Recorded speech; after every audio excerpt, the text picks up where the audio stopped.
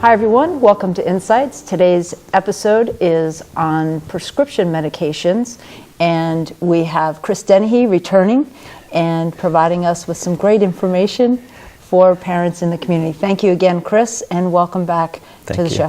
Thank you. Thank you very much. Yes, I'm happy to be back. Once again, Chris Dennehy from Step 1 outpatient program in substance abuse outpatient program in Highland, and today on the topic of prescription medications. So some of the tricky pieces with prescription medications are they're prescribed by a doctor. Not that that's necessarily tricky, but that to someone's mind who might be looking to abuse a substance, there is the belief that it's safer because it's been prescribed to a doctor. These are also, that I know have been mentioned in other videos, is a medicine that's found in medicine cabinets, primarily the adolescent or young person who's looking to use something or abuse something. They can simply look in a medicine cabinet. And maybe not their own, maybe a friend's, or maybe it's a friend of theirs who's looked in other medicine cabinets, and the pills are taken and used. So each prescription is prescribed thoughtfully and carefully by a doctor for the person it's prescribed. So an adult body taking this prescription, say like Xanax, which is anti-anxiety, specifically for an anxiety disorder, is being given for that person to correct or alleviate the anxiety. So someone who doesn't have those experiences, it's going to be operating on them in about a tenfold. So if I were to take Xanax without having any anxiety, it's going to look to alleviate anything that resembles anxiety, anything. So in abusing these medications, like the benzodiazepines, Xanax, Valium, those operate similar to alcohol. So there's sort of a drowsy, drunky kind of feel about it.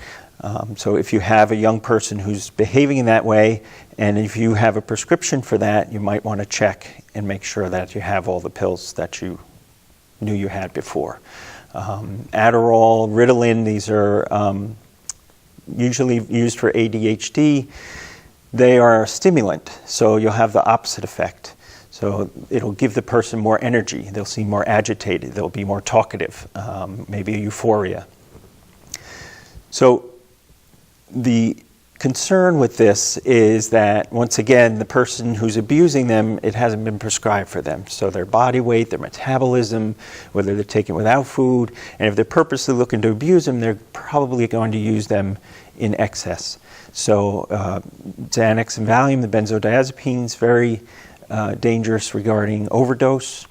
So seeing any of these symptoms, once again, in your child, trust your gut. If you see some sort of change like this, you want to explore it. Explore it with your child, check with the other parents in your child's social group.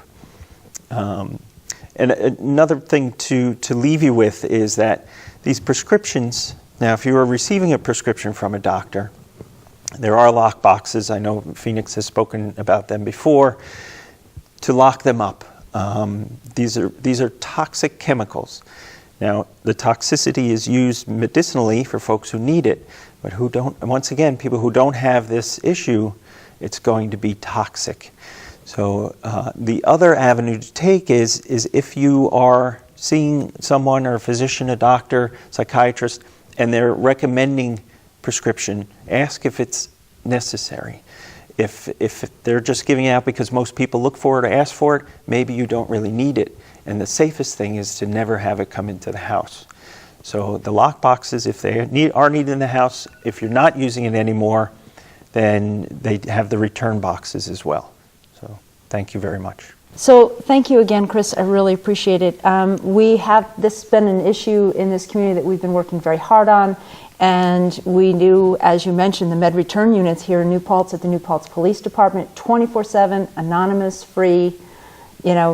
They are being well used. I'm happy to say that they are emptying those return units at least once a week now in New Paltz due to the amount of medications that people are bringing in. So please keep it up.